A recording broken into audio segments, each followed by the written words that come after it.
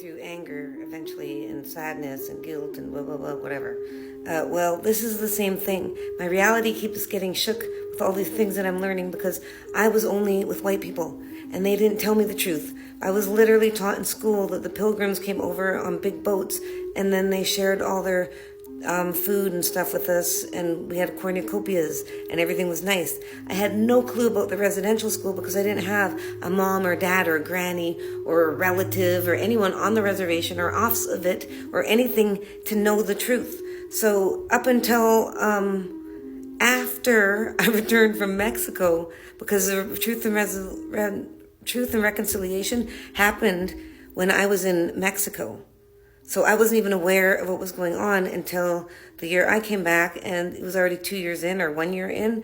And I was like, what the heck is going on? Because I was unhealed. I went to India completely unhealed from all the abuses that I had before, having connections to my indigenous culture. And so what happened is I was unhealed. And so I was in India, something happened, and then I come back here and it's in my face. All the hurt because I didn't know where I belonged. I didn't believe I was indigenous because I'm so brown and, I'm hunching. And so, all of these things made me hesitant to deal with. It was just all so triggering because I was coming back from Mexico because my kid's father's put in the affidavit that I, pretty much kidnapped her and went across overseas. And so all these things were piled up and it was just a big squeezing of a pimple, like a volcano. All the gross infection is coming out and of my life. And that's what's happening. And that's what happened. And so, I keep getting these waves of reality of what's happening. And, Creator wants me to, be this person, and they're teaching me to public speak and make eye contact and not be afraid of men and not be intimidated at all, and to come into my power and stand up straight and all the things. It's hard. And the more that I do it, though, the more it becomes habit, and the more calm I am, the more powerful I am because I'm not panicking.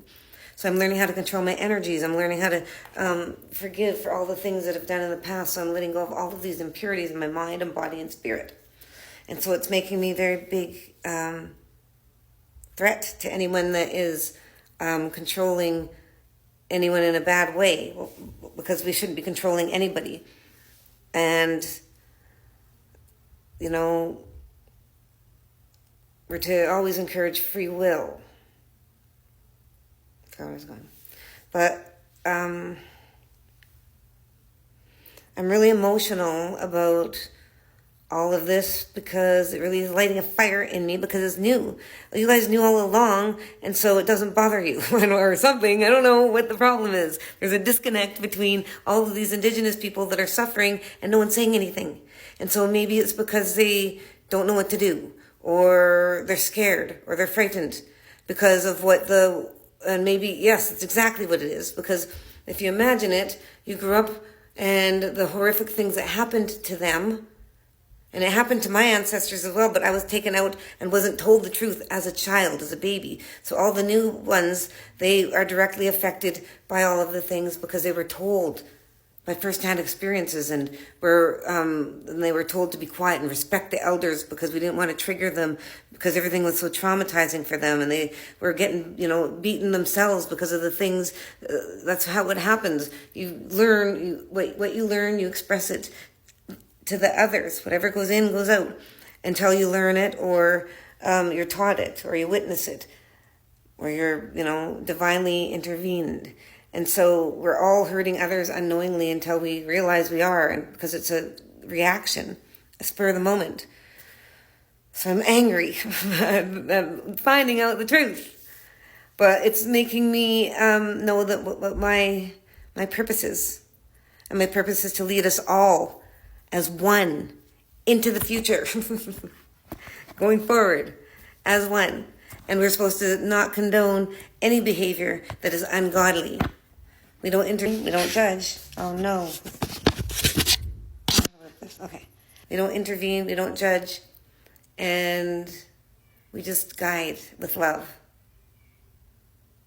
But I'm just really irritated.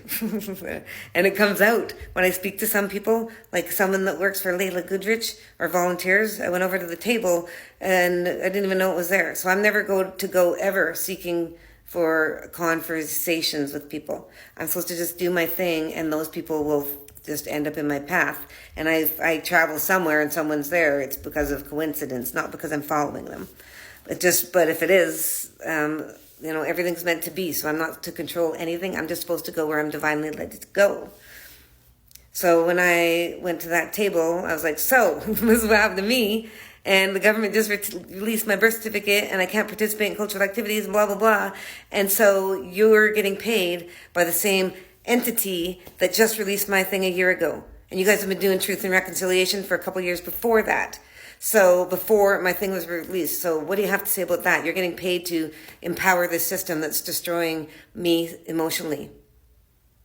And the part where I have to wait 2 years to have 2 guarantors when I've only been Indigenous for a few seconds, and then to go apply for an Indian number. Then after the Indian number, which takes 18 months roughly to get, then I have to take that and reapply for something else, and they'll divide me into Métis treaty, and then I can participate by showing my card in the cultural activities that they are gatekeeping, because they're paying the people that know it. And so, yeah, that's what's happening. So I'm stuck in the middle. And I'm like, I still have to wait. But even then, I have a year before I can apply. And then even after I apply, I still have another year and a half to wait before I can even get an Indian number, and then more longer. So I'm going, how many years after getting my birth certificate from the same company of people, the same entity that murdered and raped and pillaged my people, and they're paying others to enforce them, to make them grow. It's all the same thing. And I'm onto it. And I'm not happy about it.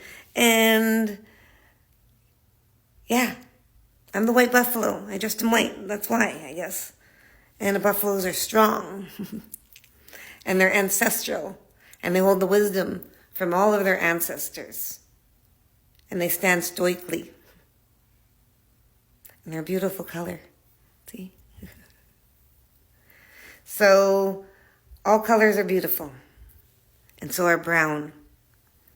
And the more brown we are, the more kissed we are by Creator in the sun. So it's a blessing, and it's healthy to be in the sun. It doesn't cause cancer. What causes cancer is that your pores open up when you get sweaty, and then the lotion goes in it, and your body is absorbing it. And anything impure in your body causes an effect, because you're mixing two things. Something different is going to happen. And that is poison. It'll either go good or bad. And putting chemicals on you is putting chemicals in your body. So if you can't consume it with your mouth, you shouldn't be putting it on your body, because your body is opening it and absorbing it.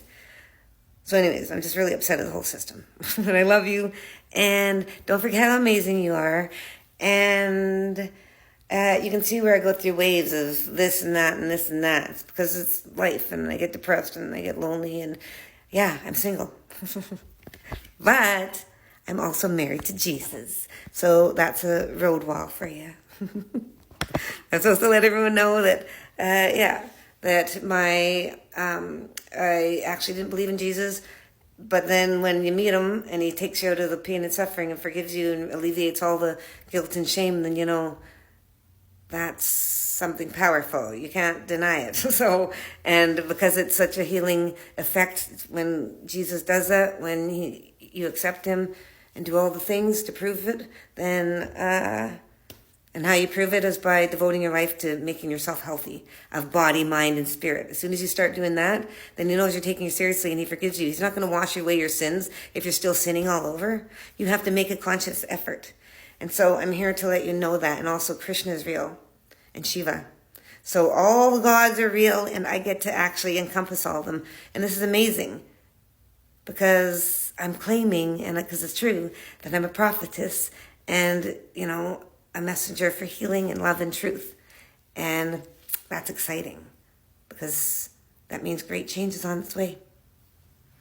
I love you. Be brave. And remember, switch teams if you're playing for darkness, because you don't want to be on that team. Light is infinitely more powerful. I love you. Namaste.